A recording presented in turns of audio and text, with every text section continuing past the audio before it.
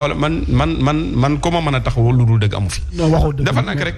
dafa nag waxoo dëgg nag. dafa nag xam nga ne baaxut. non déglu ma déjà ni nga wax du teggin mais man yarewul ma noonu du ma wax nit li nga wax du dëgg. waaye dafa nag teggin dafa baax. gaaw a rek gis nga xoolal xam nga sànq bi nga bañ. waa xaaral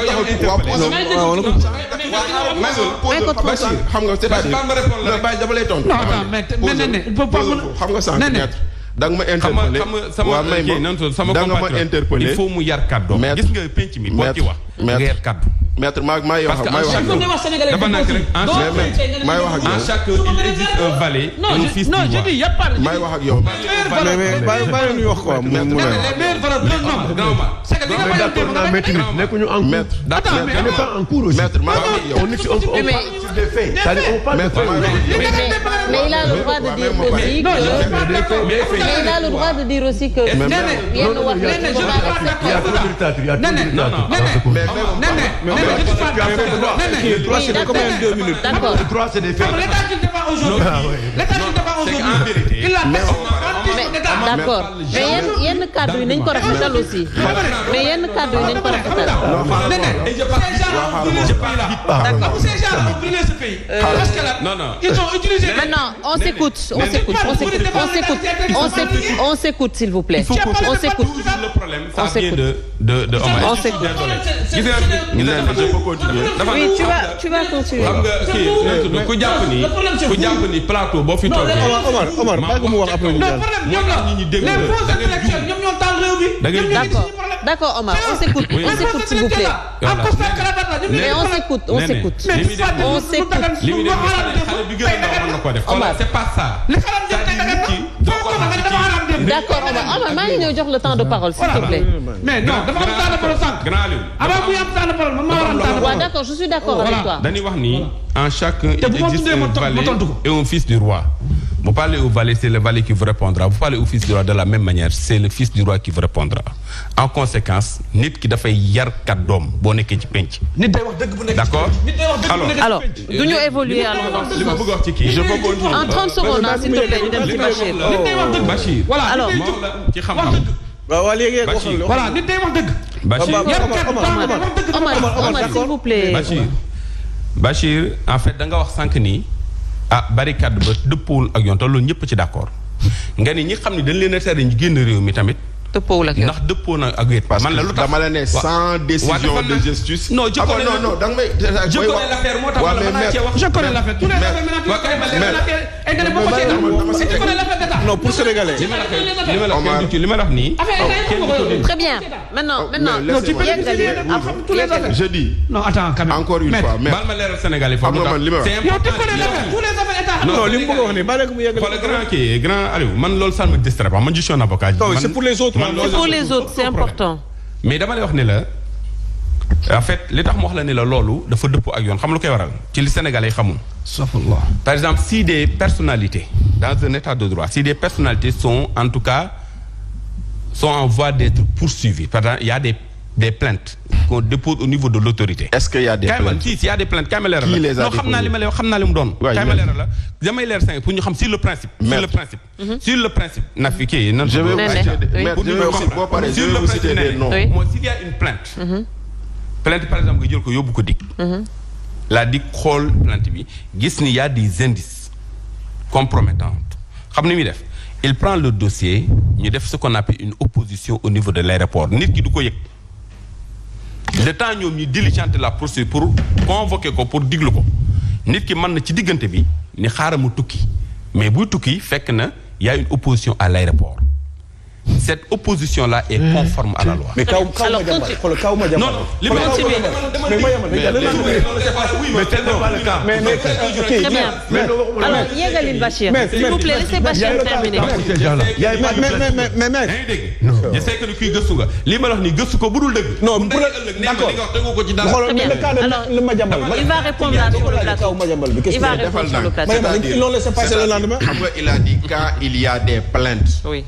Mais aujourd'hui, quand il y a des plaintes, mais est-ce qu'aujourd'hui, on peut porter plainte contre Maître Abdinar sans qu'il le sache? et présomption d'innocence on la met où. présomption d'innocence donc c'est pour dire quoi. c'est pour dire que attends kon da nga porte plainte da ngaa def. c'est pour dire quoi. c'est pour dire simplement. est-ce que dama def. c'est pour dire que simplement. man je reviens sur ce que je dis. OPJ ne peut pas dire que man maa defal Omar c'est pour dire. je peux dire pour revenir sur ce que je dis. Nous sommes pour la reddition des comptes.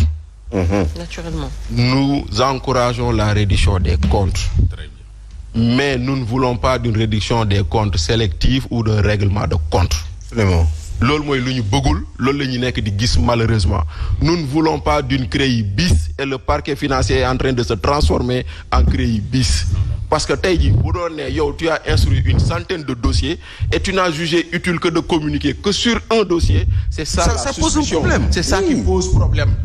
Moo tax nag maintenant quand je reviens sur ça, je dis moi j'aurais aimé voir quand quelqu'un a dit il y a 93 milliards sur un marché boo xam ne c'est suspicieux que le parquet financier se mobilise. Gisuñu ko. Et les 1000 milliards sax 1000 milliards quand on a vu ici un DG dire un ministre m'a demandé de faire des choses pas du tout catholiques, on aurait aimé voir le parquet financier se saisir de ça. Gisuñu ko. Quand on a vu ici qu'on nous dise qu'il y a 1000 milliards qu'on aurait retrouvé, on aurait aimé voir une information judiciaire. Donc yooyu noonu mooy mbir yoo xam ne da nga koy gis nga xool effectivement tu te poses des questions. Maintenant bu loolu jàllee encore une fois l'état de droit auquel je crois et croyait maître Abdinar, lui il a changé de position et pas moi. Moi, je reste sur le même état de droit auquel je crois. Sauf que je vois des actes qui ne sont pas du tout conformes dans un état de droit. Oui. Je vais vous donner l'exemple de quelqu'un. Il a été DG du FERA, Pape Ibrahima Faye. Il n'y a pas de poursuite, il n'y a pas d'enquête contre lui. Ça fait 2 mois que ses comptes sont gelés. Bu yemoon foofu mu neex ñu boole si ay comptes jabaram mais jabaram dañoo gérer FERA. doomam. ah ñu gérer mais alors mais loolu mooy état de droit. nga nit koo xam ne ça fait 2 mois il n'arrive pas à accéder à son compte. C'est du concret hein. C'est du concret même. Vous ignorez les rois. C'est-à-dire que lan lay dundee. C'est-à-dire que maintenant moom c'est-à-dire que c'est même inhumain quelque part. Tu vas dire quelqu'un koo xam ne day ñëw ba aéroport il est on le rebrousse mais sans rien. Non on a reçu signalement waroo tukki. Mais Cheikh Issa Sall jëmu fee tukki dem Nimzaat seeti sëriñam avant les élections ba tey te taxul ñu convoqué ko ba tey. mais Madiambal dal na ko fi. non mais boobu sax garaaw. non parce que su ma gën a doy waar mooy le lendemain. Cheikh Issa Sall mu dem fii ba Nimzaat ci Rosso ñu ne ko doo jàll. doo jël Seydou Sow kii Sow. ba mu amee boobu ba léegi. Ablaye Seydou Sow ba mu amee ba léegi avant les élections législatives ba élection législative jeex na fi xanaa bu fekkoonte ne nit ki da nga koy enquêter di ko topp kay xanaa topp nga ko. très bien lii mooy les actes de banditisme d'État yoo xam ne hier on les avait dénoncés et qu'on le dénonce aujourd'hui. Non, c'est votre conception. Voilà mais oui c'est la vérité aussi. Moi j'ai pas de conception, moi je suis dans des certitudes. Voilà maintenant bu loolu jàllee nee rapidement pour finir. Encore une fois gardons-nous de juger les gens sans les avoir attraits à la barre.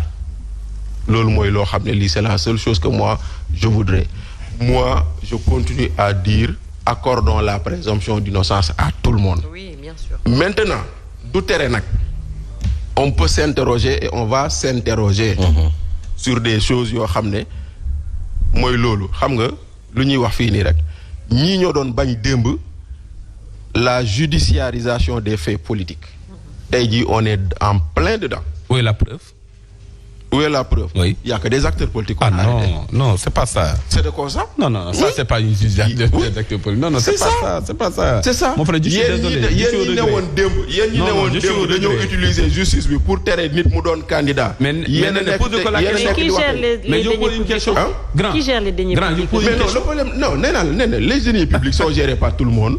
Et toute personne qui gère. Principalement les acteurs politiques aussi. Mais oui, mais voilà, maintenant il faut on continue de faire confiance à cette justice. Moi je ne vous comprends plus On continue de dire que cette justice là elle doit être perfectible mais du tere aussi luñ ci gis lu ñuul ci soow mi dañ koy wax.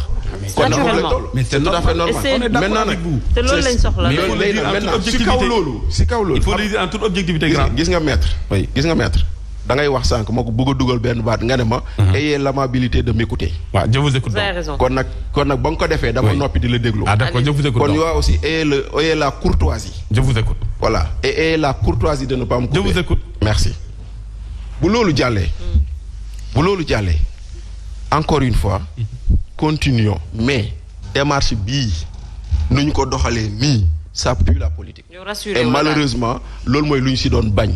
dañ doon bañ am CREI bis et ça retrouve cette même CREI maanaam ñu singale te loolu baaxul maintenant nag tey jii nii en 2000 on a vécu ça Omar les audits de Ablaye Wade nan la fi demee woon.